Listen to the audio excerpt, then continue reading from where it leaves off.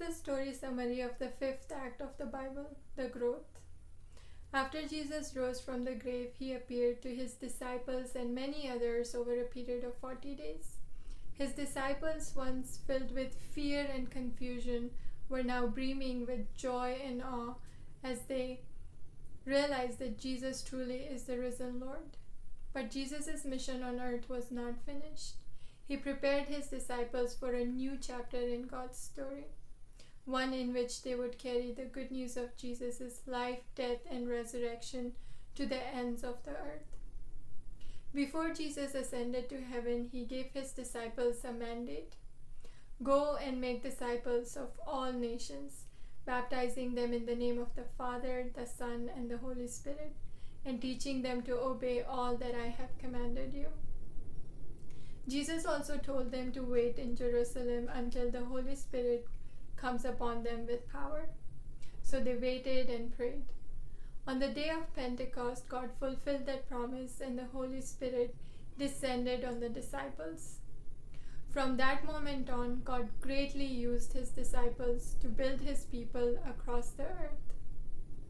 Peter, once afraid to speak, boldly preached the gospel, healed the sick, and opened the door of faith to Gentiles after a vision from God.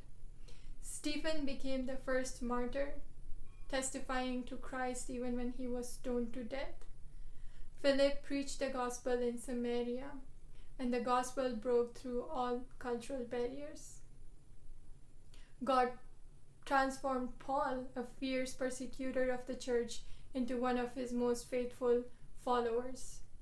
Paul carried the good news of Jesus into synagogues, marketplaces, and homes across the Roman Empire, preaching the gospel, planting churches, raising up leaders, and writing letters that continue to guide believers even today.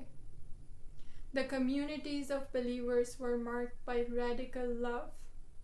They shared and broke bread together. They prayed continually. They shared their possessions, they cared for the poor, and they devoted themselves to the teachings of the apostles.